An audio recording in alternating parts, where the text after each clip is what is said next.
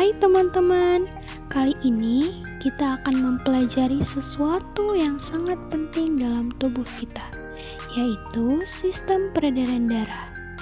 Tanpa sistem ini, tubuh kita tidak bisa bekerja dengan baik loh. Yuk kita lihat bagaimana sistem ini bekerja untuk menjaga kita tetap hidup dan sehat. Sebelumnya, kalian pernah tidak membayangkan seperti apa sih sistem peredaran darah bekerja di dalam tubuh kita? Yap, di dalam tubuh ada jalur yang super sibuk, seperti jalan raya yang dilewati kendaraan setiap detik. Nah, hal itu dapat dilihat seperti sistem peredaran darah manusia. Darah kita berjalan ke seluruh tubuh, membawa banyak hal penting supaya kita bisa hidup sehat dan kuat. Menarik bukan? Nah, supaya lebih paham, kita perlu tahu dulu apa sebenarnya yang dimaksud dengan sistem peredaran darah. Sistem peredaran darah adalah sistem yang mengalirkan darah ke seluruh tubuh.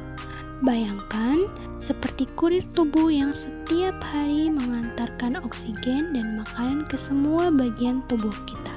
Sekarang kita sudah tahu pengertiannya, tapi sistem ini tidak bekerja sendirian loh. Yuk kita kenali bagian-bagian utamanya. Yang pertama ada jantung.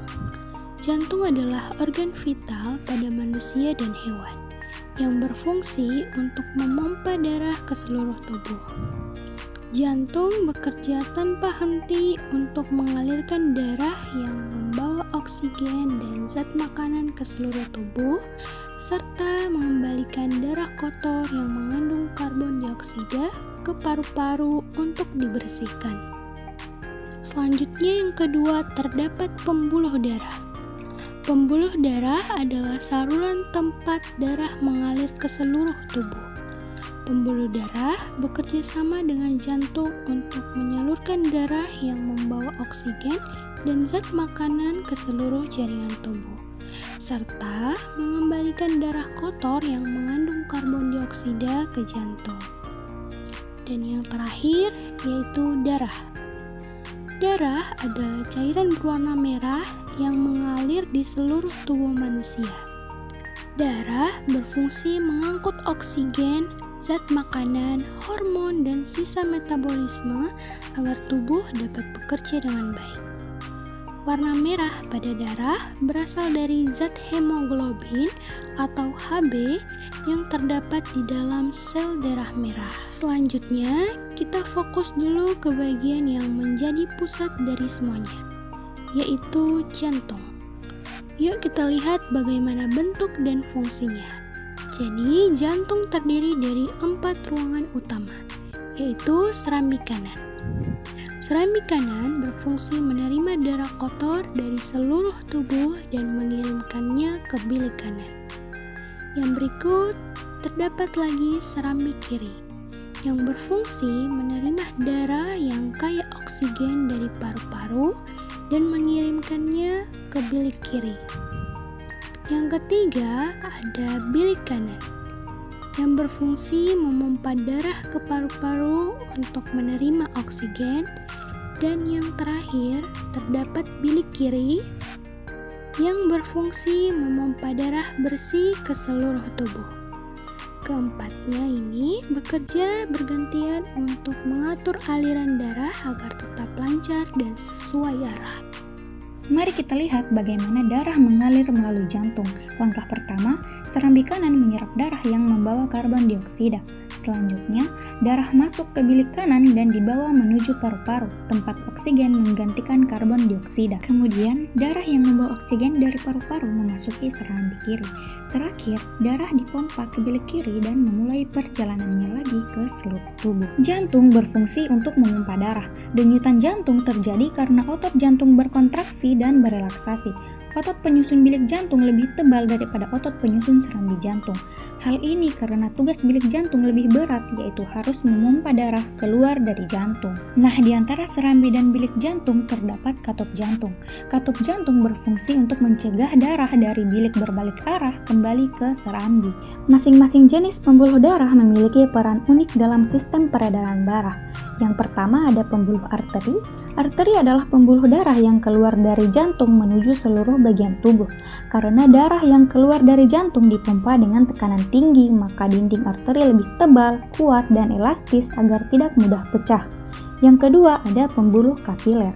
Pembuluh kapiler adalah pembuluh darah yang sangat kecil dan halus yang menghubungkan arteri, pembuluh nadi, dengan vena, pembuluh balik. Kapiler berfungsi membantu pertukaran zat antara darah dan jaringan tubuh seperti oksigen, karbon dioksida, air, serta zat makanan. Yang terakhir ada pembuluh vena. Vena adalah pembuluh darah yang membawa darah kembali ke jantung. Setelah darah mengalir melalui jaringan tubuh dan kehilangan oksigennya, darah tersebut dikumpulkan oleh vena untuk dikembalikan ke jantung agar dapat dipompa lagi. Darah adalah cairan khusus yang sebagian besar terdapat di dalam pembuluh darah. Darah memiliki peranan penting dalam kehidupan karena berfungsi mengangkut oksigen, zat makanan, hormon, dan sisa metabolisme ke seluruh tubuh. Darah memiliki 4 komponen utama, yaitu ada sel darah merah, sel darah putih, trombosit, dan plasma. Darah kita memiliki 4 komponen utama, yaitu yang pertama sel darah merah.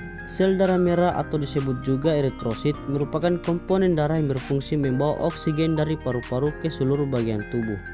Selain itu, sel darah merah juga mengangkut nutrisi yang dibutuhkan oleh jaringan tubuh dan membawa partikel sisa hasil metabolisme untuk dikeluarkan. Yang kedua, sel darah putih. Sel darah putih atau leukosit merupakan bagian dari darah yang berfungsi melawan penyakit dan melindungi tubuh dari infeksi.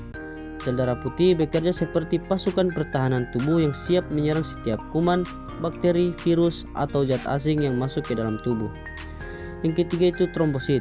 Trombosit atau disebut juga keping darah adalah bagian dari darah yang berperan penting dalam proses pembekuan.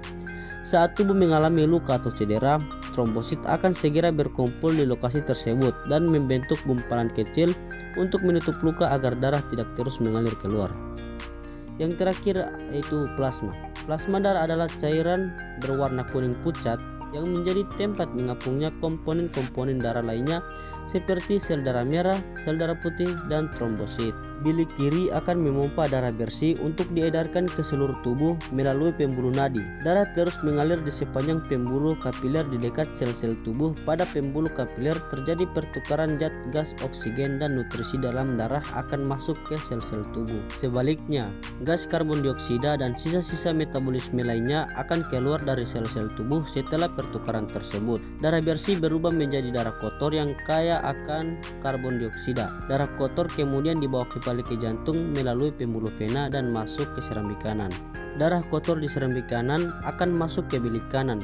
Bilik kanan akan memompa darah kotor ke paru-paru melalui arteri pulmonalis. Di dalam paru-paru terjadi pertukaran gas karbon dioksida dalam darah dengan gas oksigen. Kini darah kotor menjadi darah bersih yang kaya oksigen. Darah bersih kemudian dialirkan kembali ke jantung melalui vena pulmonalis dan masuk ke serambi kiri lalu masuk ke bilik kiri. Nah, di bilik kiri akan kembali memompa darah bersih ke seluruh tubuh. Proses ini akan terjadi secara berulang dan terus-menerus. Terima kasih sudah menyaksikan.